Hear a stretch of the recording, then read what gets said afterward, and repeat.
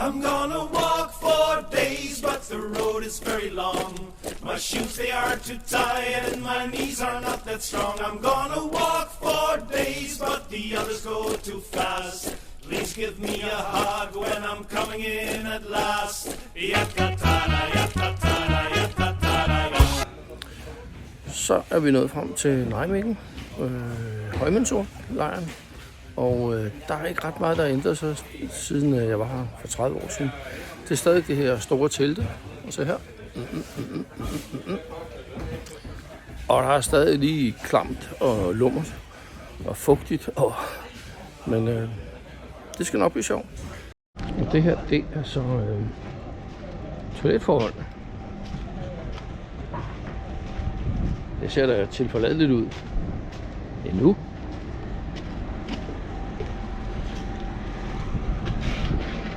Ja, sådan nogenlunde tilforladeligt ud i hvert fald. Og det her, det er så brugskabinen. Det er en klar forbedring i forhold til for 30 år siden. Det er det i allerhøjeste grad, ja. Det var forholdene lidt anderledes. Her det er de fantastiske badeforhold. Herinde der er 12 brugskabiner. Se, en barmand. Næsten barmand.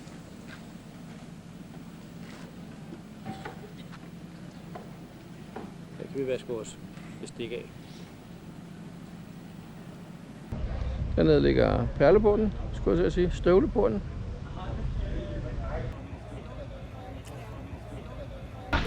Nå, vi har lige nyt sådan en her. Jeg glemte som sædvanligt at trykke på optag-knappen. Men det smager godt. Men det er, det smager godt, ja. Det giver frisk ånde. Det gør det, ja. Og det er netop ligesom at være på skiferie. Der er sgu næsten lige så koldt her. Ja. Så ja. Det her, det er så kantineforholdet. De har ændret sig en smule de 30 år her.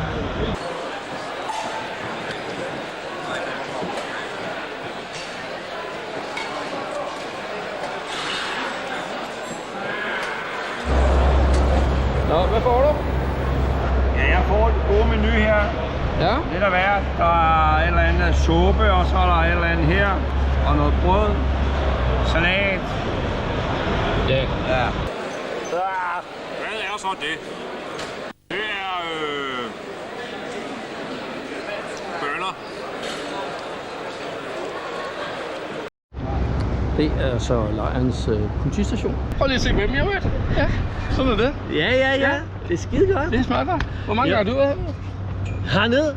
Ja. Jeg skal have 18. Nej, det er bussen. Køen til bussen. Ned til byen.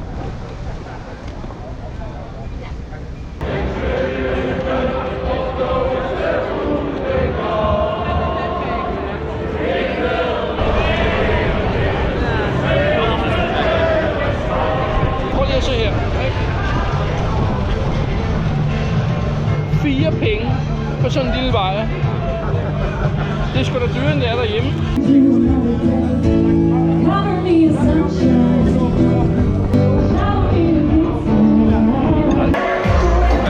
Det her, det er så ølteltet. Det har ændret sig noget, siden jeg var hernede sidst.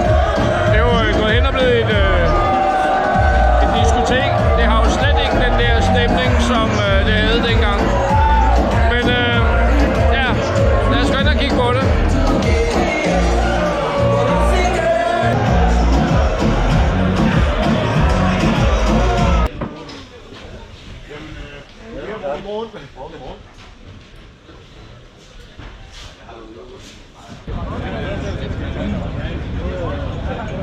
Kan I lige være venlige og vende jer om, ikke? Sådan, så jeg ikke får solen lige... Ja? Har vi nogle smukke kommentarer her til morgen? Nej. Det er Team One, det her. Ja, det kan jeg godt se, ja. Goddag her. Og hvad antal gange er det, du så skal gå nu? Ja, hvis jeg gennemfører, så er det 14. gang. Ja.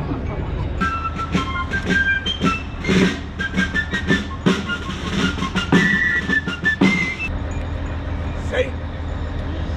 Ud! 1, 2, højre! Velkommen hertil. Ha' nu en rigtig god tur derude, og så skal vi have kørt banen i kvarter.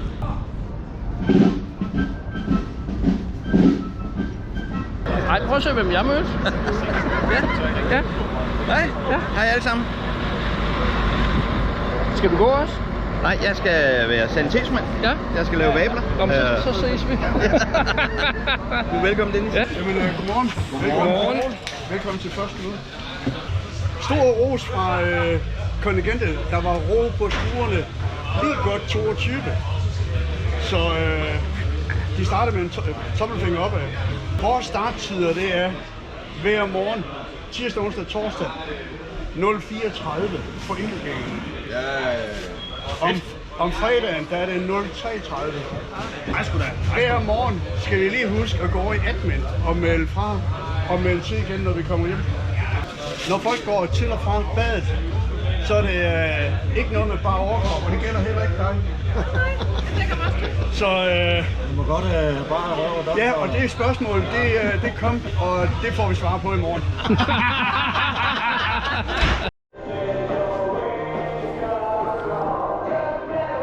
Sådan bliver vi så vækket hernede hver morgen.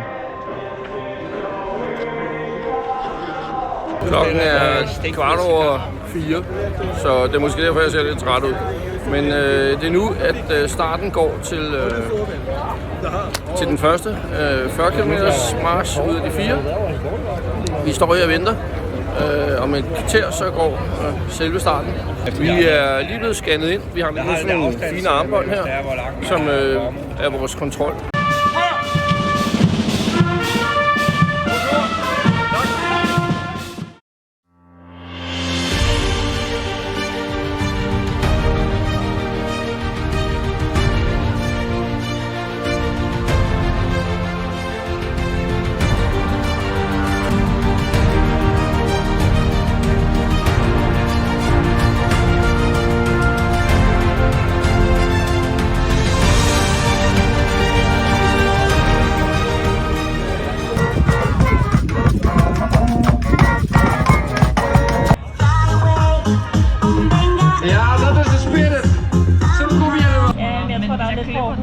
Jamen, jeg har sådan en, det laver sådan en fold, min ja, det gør min også. Ja, så, så er jeg nået til første rest, og har lige at få nullet nogle tær, for der er ikke nogen vabler, så jeg er frisk på at gå videre. Nu skal jeg bare lige have lidt her at spise.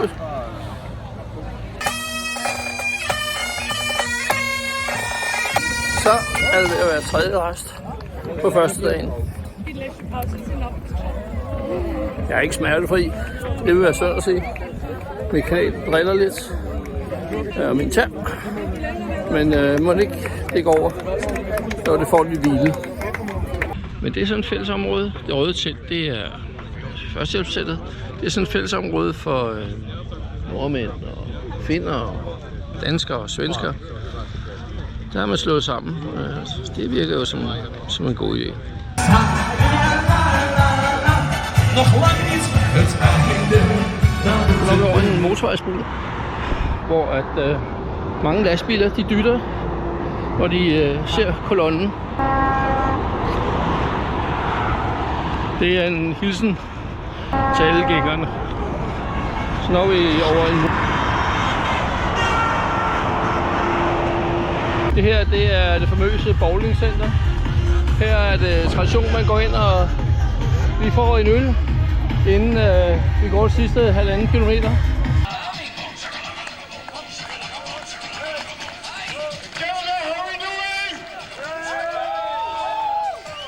Men det gider jeg kun, hvis der er nogen, jeg kender.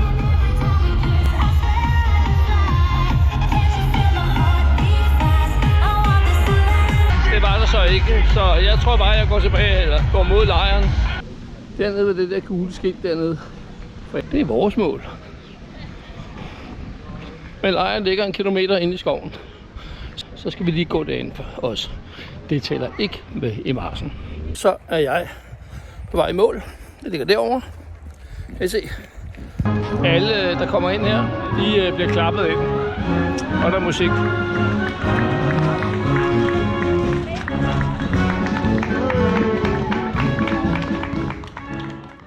Nå, nu skal I bare høre. Jeg har fået nogle vabler, så nu er jeg blevet sendt ned her på infirmeriteltet. Og prøv lige at se her, hvor stort det er. Det er jo kæmpestort. Og hvert land, de har deres. Og jeg skal herind, fordi der er et fint dansk flag. Og så Dr. Iversen. Er noget en udvikling, mand? Vi kender hinanden. Ja, det Nå, tak. Det var helt for dengang. Du kørte lokumsskole, gjorde du ikke? Jo. Ja, det er lidt forkert, ikke? lokumsskole. Ja. Sådan et stykke metal på en rulle. Som egentlig ligner en lokumsskole. Ja, det gjorde den. Ja. Det kan godt være, at du havde dit portable toilet tidligere. Nej. Det var ikke opfundet på det tidspunkt. Der gik man i skoven. Ja, det er rigtigt, ja. Og afleveret. Ja. Hvordan går det med dig? Du er ganske udmærket, du. Du er med at blive solo. Ja. Ja, det tror jeg. Ja, au! Hun tror ikke rigtigt. Det er i hvert fald en blodvabel. Så vabler, det er jo bare smager. Ja. Okay. Jeg prøver lige at lave en lille prik. Du kører. En lille blodvabel og en gren tog. Der er ikke bare amputeret. Tryk hårdt. Ja. Smerter er det psykisk tilstand, men tænk på det svaghed, der forlader ens krop. Og nogle gange mere psykisk end andre. Ja, lige nu er det meget psykisk. Godmorgen lige her. Godmorgen. For helvede, mand. Jeg har ikke fået sat hårdt. Nej, men det behøver du heller ikke, eller? Hele for banen. Sådan det. Det er anden dag hernede, og ja, det skal bare overstås. Det går ikke svejt hårdt, men det kan finges.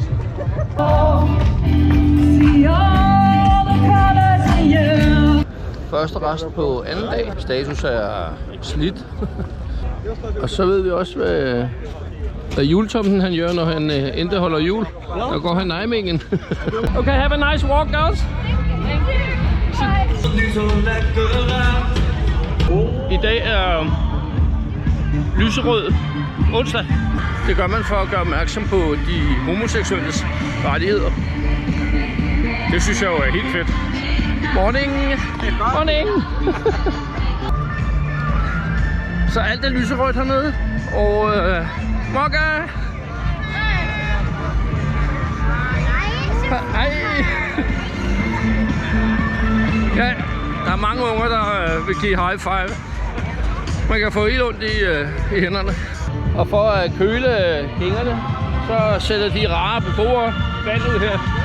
Men man skal ikke blive for våd, så gnaver al oppakningen, og så får vi skader. Morning! Morning! Thank you! Skål! Skål! Ja, det kan man jo ikke sige nej til. Det er nok første gang, jeg har fået tilbudt en øl på ruten. 20 minutter i 9 om morgenen, og jeg er kampsveder, og der er ild i mine fødder. Men så går det meget godt. Hold nu kæft med lort.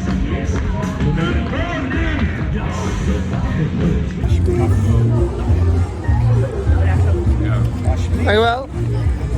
Nå, det var så anden og sidste rest her på Vandalen. Der er 12 km tilbage, og der er stadig ild i mine fødder.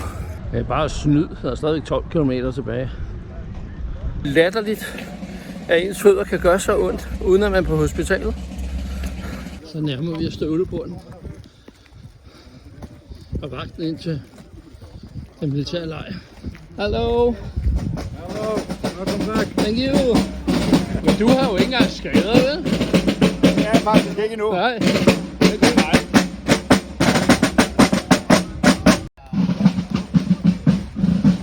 What's the name?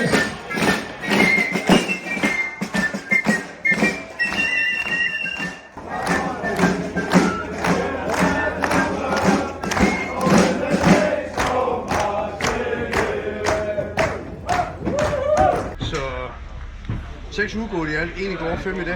Og igen så er der ros fra marsledelsen, hvordan folk de opfører sig ude på restpladsen. Godmorgen. Så er det tredje morgen, og første rest er overstået. Status er ikke nogen nye skader siden i går. De er bare ømme. Mine stænger og mine vabler. Men det skal nok gå. Hej igen.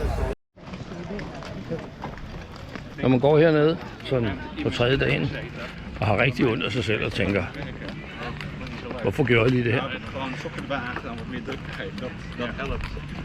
Ja, så ved jeg ikke, hvorfor jeg lige gjorde det her. Men noget af det, man går til går, det er, hvordan vejbelægningen er.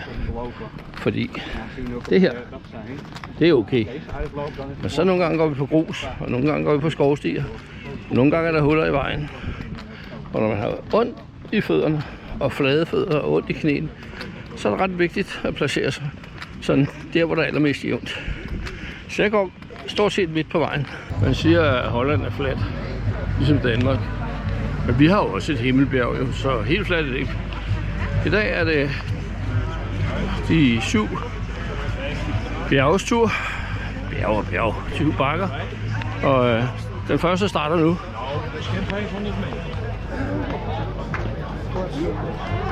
Og så kan det godt være, at I siger, at det er bare en lille bakke. Men når man har gået 100 km, så er det altså et bjerg. Synes jeg. Nu er jeg kommet til det punkt, hvor jeg godt kan se, hvad alverden laver hernede. Prøv lige at se en bjergstigning, vi skal op af. Gang med fødderne igen her, det kan godt lige tage lidt tid. Der er nogle vabler, der skal varmes op, og så er det. Men nu skal vi ud og forsere den bakke her, som I ser herovre i baggrunden. Det er ikke så fedt. Det er slet ikke fedt at gå ned ad den igen. Men der tager vi en status, når vi kommer derned. Man kan ikke sige, at jeg ikke har været før, for det har jeg jo. Og man kan ikke sige, at Holland ikke har nogen bakker og bjerge. For prøv lige at se her. Og det kan godt være, at det ikke er en af de franske alpebjerge. Men det føles lige sådan lige nu.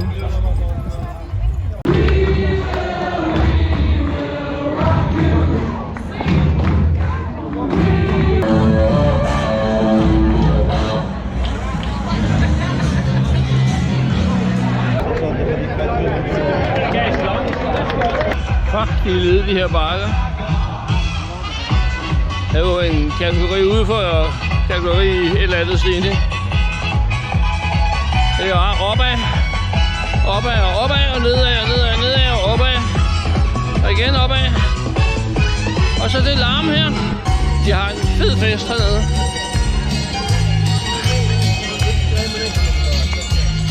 Og det har jeg ikke. Men det skal jo overstå. Så nu er vi resten på toppet af bjerget. Jeg er helt flad. Jeg er færdig og done, hvis der nogen spørger, at jeg vil have en bil hjem, så tager jeg den. Mine fødder brænder. Min tør er hals. Fødder. Min hals er tør. Jeg er krampsøder. Så nu skal jeg lige nusses lidt, tror jeg. Og så er der kun lige 11-12 km tilbage. I dag. Hallo. Bare ikke en roser. Det er så min plads herovre. Det her er så det kulinariske indtag, vi får her på resten. Jeg har cirka 11 km tilbage, så jeg skal bruge lidt sukker her. Nu har jeg brugt en del på vej op ad bakken her, eller bakkerne. Og derhjemme der vil jeg sige piece of cake, men ja, det er det altså ikke, når man er rigtig, rigtig træt. Så hej igen. Prøv lige at høre en larme ude på bøllandet, mand. Kun fordi de der fjolser, der vil være alle de her mange kilometer. Det er simpelthen... Hej! I ved godt, at vi alle sammen er vildt presset på de her bakker. Prøv at se en fantastisk støtte. Man bliver helt... Ja. Selvom man er ondt, så bliver man sgu helt glad i låget af det.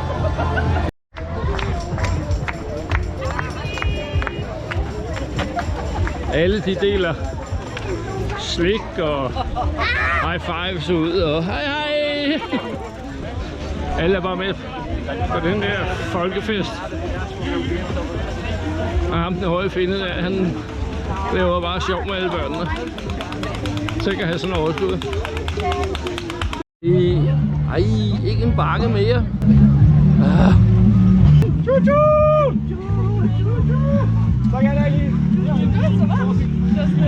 Det er schweizerne, de kommer altid frem med nogle sjove videoer. Nu er det kødsovet, der kommer. Tut.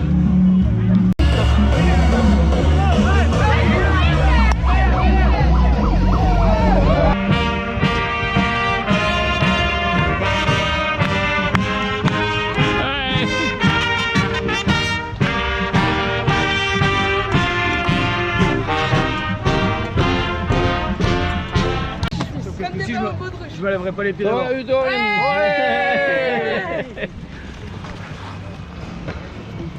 Det er utroligt så mange mennesker der går. Højeste punkt. Det er simpelthen det højeste punkt her på den her bjergrute. Vi er oppe i 1200 meters højde. Måske ikke. Men vi er i hvert fald... der har været mange bakker heroppe af, og det skal vi så ned igen. Så... Hej! Ja, alle de vinkler og smiler og er glade og har ondt i fødderne. Så ja. De er også ligeglade med, hvordan de ser ud, bare de har en fest. 7 km tilbage, står der på skiltet. Det var da skidt. Jeg tror det var 5, men 2 fra det til. Hvad gør det? Når man er gået 135 km.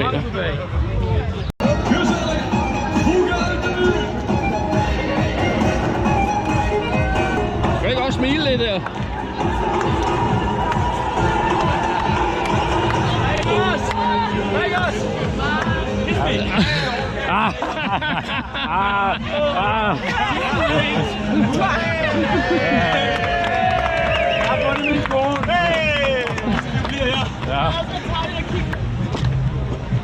Ellers er I godt gående? Ja, det går der nogenlunde. Ja, det går. Ja, men får lidt vitaminer i ny og næ, så... Det hjælper en del på det. Det er jo det.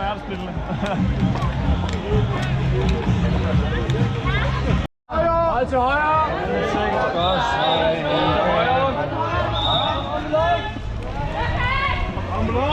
Ambulance! And he has only one leg broken, so...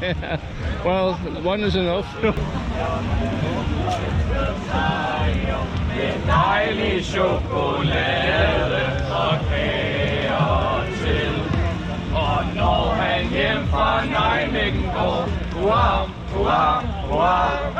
så skal han hjem og holde fest for dem, som kommer med som gæst for dejlig chokolade og kager til.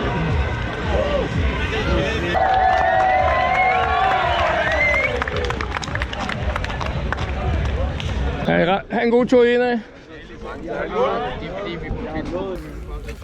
Så er vi gået 120 km. Sådan mere eller mindre, i hvert fald. Det er ikke så sjovt. Ikke så sjovt, nej. Men der venter også noget i den anden ende. Man tager uniform. Den fine uniform i byen. Torsdag aften. Fordi man kan. Godmorgen, så er det sidste dag. Og jeg skal ud på 40 km. I det her projekt her, jeg kaster mig ud i.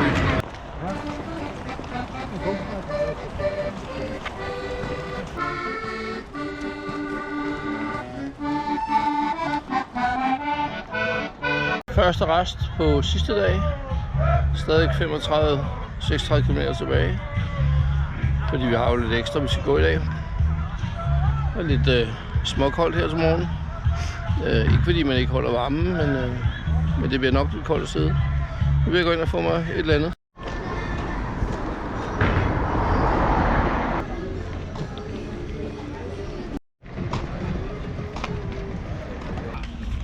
Så er jeg på vej til anden rest. Der er et par kilometer endnu her på fjerdagen. Jeg tror, jeg er ved at få en vabel på Stortårn. Det er ligesom om, der ikke rigtig er plads i støvlen mere. Og gør lidt ondt. Så er vi ved at nærme os anden rest. Det er da det, vi er. På fjerdagen. Ja. Og der er jo masser at give sig til. Der er jo gode mennesker, der har gjort det hele klar. Vi har bouillon, og der er vandmelon, og æble og bananer. Der er det hele, så alt er betalt, og det er bare at give den gas. Ja, simpelthen. Søde mennesker på rastepladsen. Så ja. Så kom igen næste år. Vi kører en runde mere. Der er ledige pladser, hvis I er hurtige. Ja, det bliver nok ikke meget. Så du skal bruge din jo. Ja, så må det blive som frivillig kameramand. Jamen det kan være det. Vi tager alle, der gerne vil og kan. Og der er kun 23,9 km tilbage. Jamen det er jo det halve af ingenting jo, så vi er i mål. Det kan ikke engang betale sig at gå tilbage. Nej, det er faktisk rigtigt. Så skal vi jo rigtig langt tilbage. Ja, det er jo det. Nu sidder jeg for lidt spanatssuppe med pasta. Det er sådan en hurtig udgave her. Og så igen lidt energi. Og så er det ellers på vej ud på de næste kilometer. Der er, så vidt jeg husker, omkring 23 km i mål. Og det er jo heldigt, det ikke regner, fordi så er vi blevet ude. –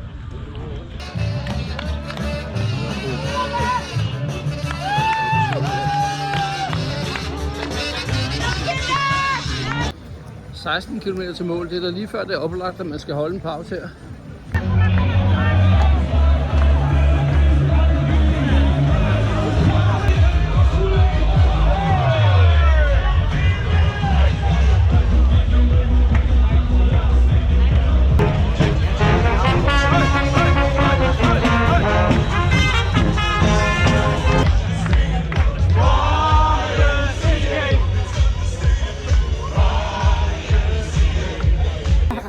Så kunne du hjælpe mig også en fugl, der har skidt på mig.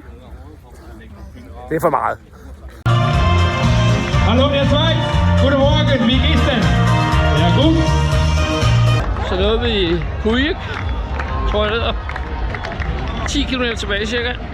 Og nu skal vi til at krydse en pontonbro.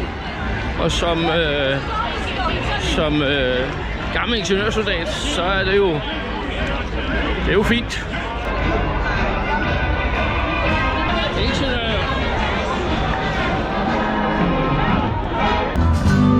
Everybody sing, everybody dance.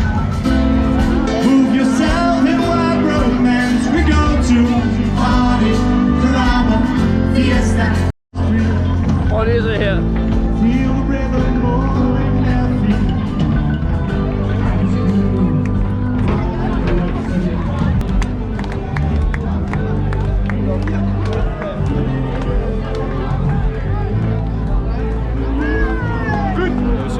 You know why God invented engineer soldiers? Why did they? So firefighters can have heroes too. Ah, all right.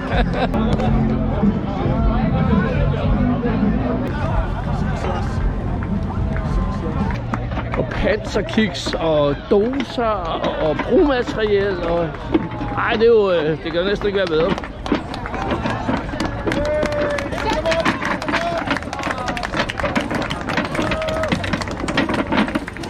Så er det sidste militærrest, inden vi går ind på Salmagne, som er egentlig målet, for det er der, vi får vores medalje.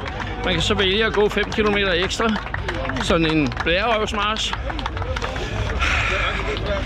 Der var ikke nogen blære der, men blære på fødderne march kunne vi måske kalde det. Nu vil vi se, hvordan det ser ud. Nu skal jeg lige finde ud af, hvordan jeg kommer ind her. Den er i hvert fald her, og med den smukke udsigt. Og danske flag derovre, sammen med de svenske, norske og finske. Det kan ikke være bedre. Hvis man ikke gider mere, er der så her. Ja. Ej, du kan jo klare de sidste 9 km. Nej, jeg gider ikke mere. Du er stadig gående. Ja.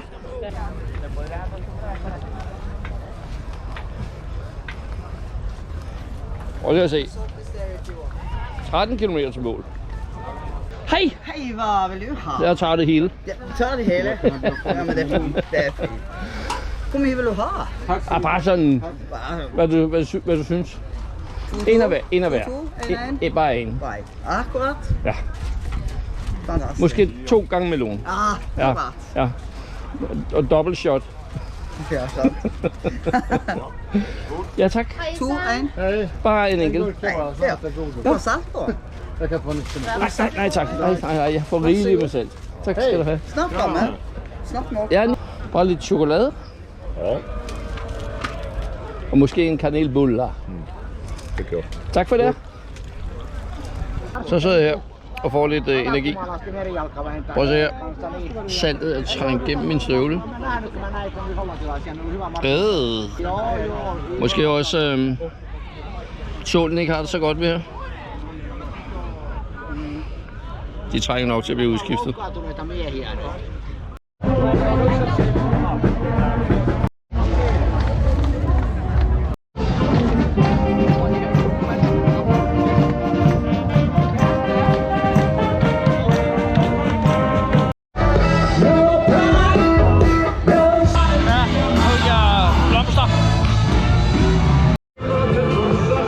Det er jo sindssygt varmt det her. Men 300 meter, så er jeg sgu i mål. Hej. You know which way to go? 200 meters, you gotta go to the left side. Yeah. Okay, cool. Go, thank you. Thank you. Thank you.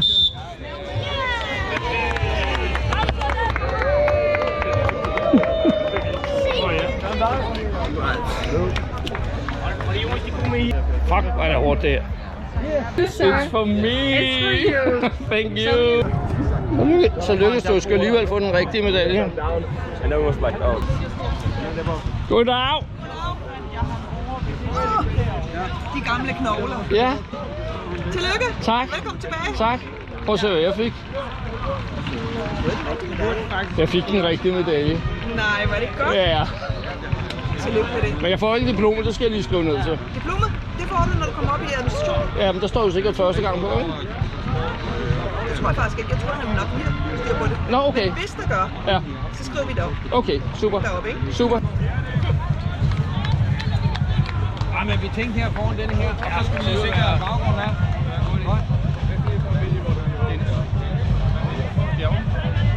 Er vi klar? Filmer vi nu? Vi filmer. Vi filmer. Dennis Bjerg, tillykke med vel gennemført Nijmegen-march. Det har været en fornøjelse. Ja, det har det i hvert fald. Jeg synes jo, du har givet fin information om det, og til alle jer derude, der ser med. Mød op næste år og bakke op om projektet.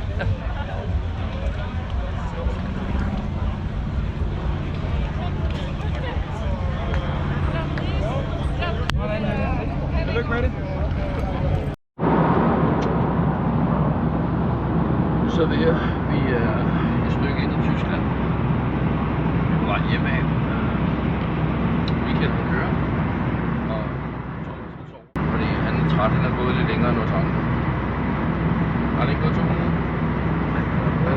Han er gået 160 også. Nå, okay. Jeg har gået længere end ham. Ja, du har gået lidt. Jeg gik indmarsen, så jeg har faktisk gået længere end ham. Okay. Og jeg troede, hvis man var så vild, så skulle man gå 200. Nå, okay. Så sover Thomas bare fordi han sover. Fordi han er træt. Fordi han er træt, ja. Og jeg sidder her og har øvefødder. Jeg er nok ikke så meget at se til med 7 vabler. 2 blodvabler og 2 dybliggende i ilden. Og skravesår på flæsken.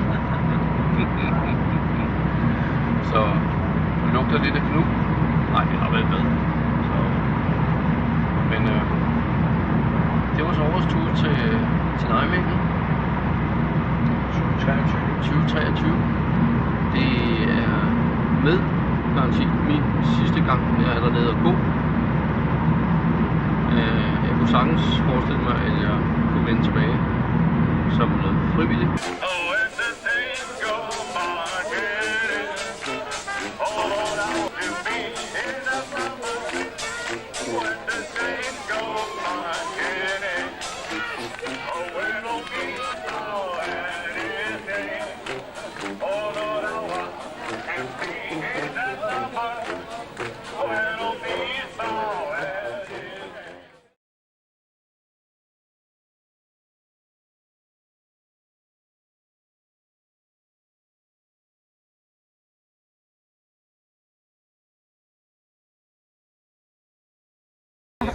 Så kunne du hjælpe mig også en fugl, der har skidt på mig. Det er for meget.